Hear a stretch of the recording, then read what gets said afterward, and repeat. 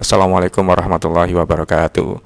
Kali ini kita mencoba bereksperimen dengan mengukur nilai induktor dari terjadinya self resonance pada induktor dan kapasitor.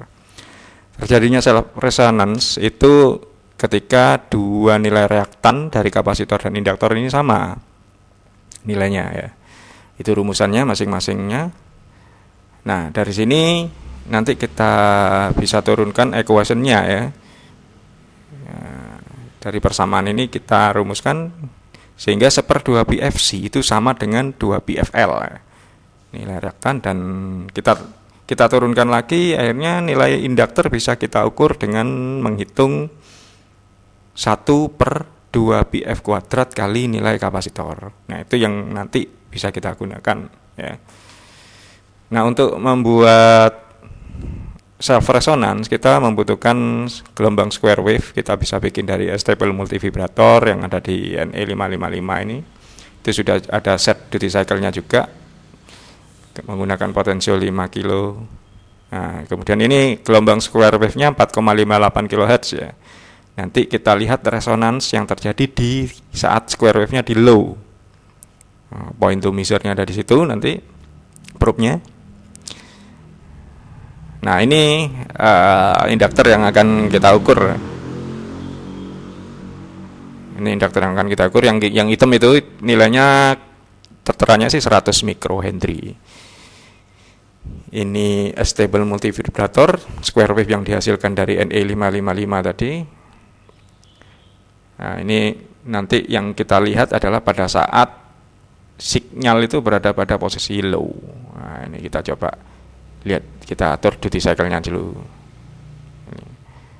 Nanti kita bisa lihat perlukah diperlebar itunya bagian bawahnya ini. Nah, ini channel yang satunya, channel yang kuningnya adalah channel untuk mengukur langsung nanti pada point to measure yang kita lihat di skematik tadi ya. Nah, ini kita nanti mengukurnya dari channel 1 ini, yang kuning ini. Kalau channel yang hijau itu hanya untuk controlling aja untuk square wave-nya. Oke,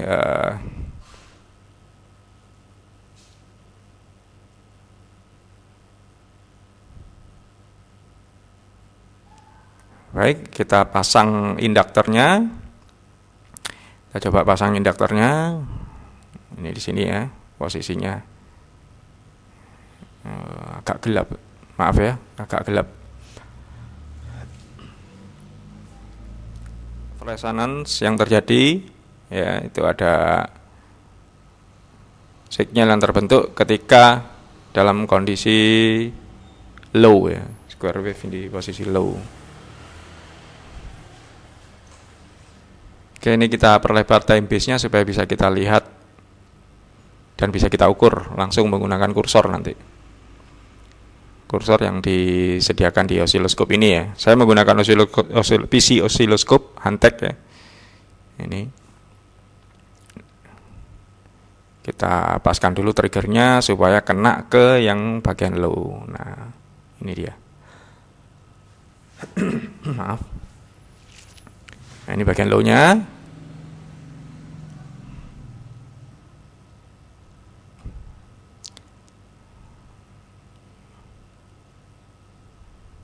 Kita hilangkan dulu channel 2-nya supaya lebih mudah melihat. Nah, ini kita geser sedikit. Dan kita ukur dengan kursor. Nah, coba saya ambil yang sisi ini ya. Sisi ini.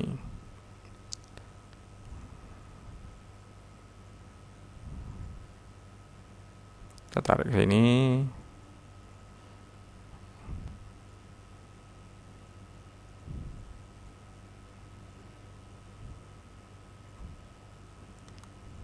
Oke, nah di situ tertera frekuensi yang terbentuk resonansnya 515,9 kHz. Oke, ini 515.900 ya. Kita kalikan dengan 2pi. sama dengan, terus kita kuadratkan nilainya. Nah, nilainya terus kita kalikan nilai kapasitornya 1 nano ya. Nah, setelah itu kita inverse. Nah, ini nilainya yang tertera 95 mikrohenry. Toleransinya kurang lebih 5%. Ya, kurang lebih 5%. Jadi angka yang mendekati. Kalau kita lihat 5% ya, 5% dari 95,17. Nah, kalau kita tambahkan dia ke 100 mikrohenry ya, 9,99 pembulatannya 99,9 ya. Jadi bisa kita anggap 100.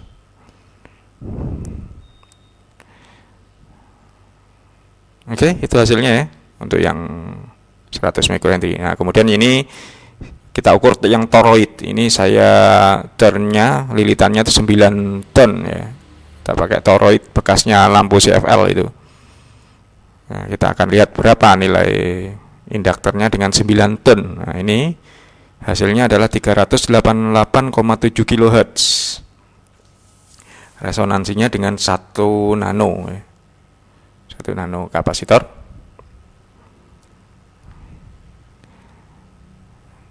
Kita hitung dengan rumusan yang tadi. Nah, kita langsung aja pakai ini 2pi kali 388.700. Kita kuadratkan, kemudian kita kalikan dengan 1 nano sama dengan ini, kemudian kita inverse. Nilainya adalah 167,6 mikrohenry.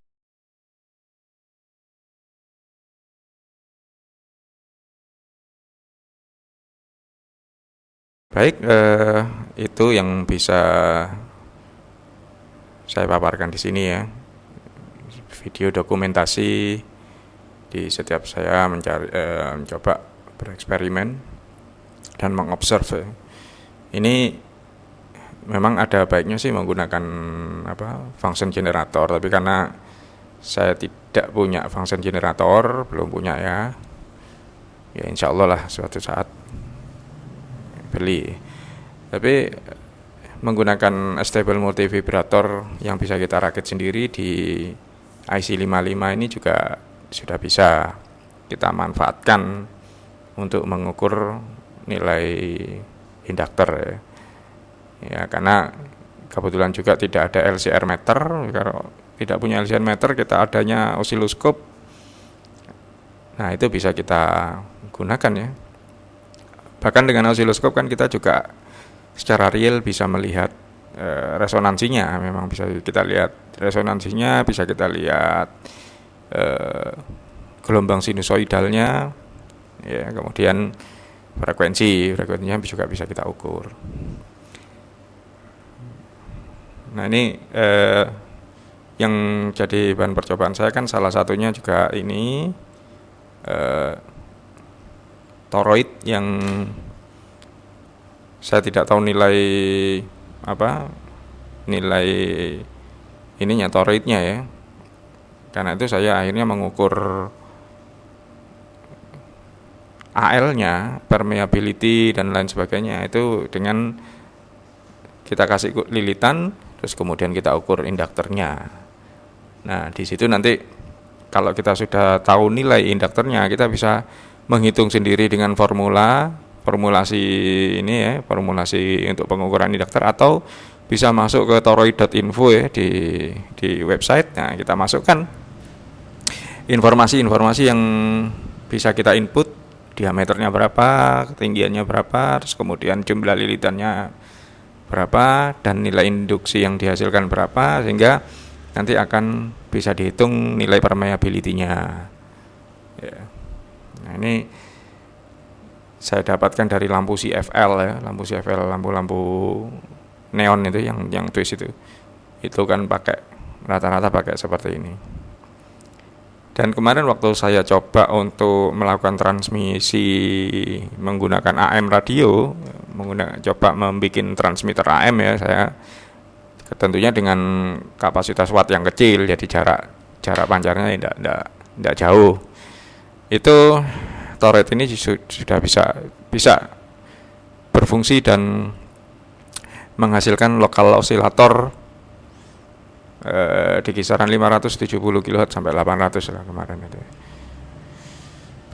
Baik, itu yang bisa saya sampaikan. Mudah-mudahan bisa menjadi informasi dan referensi yang bermanfaat. Akhir kata,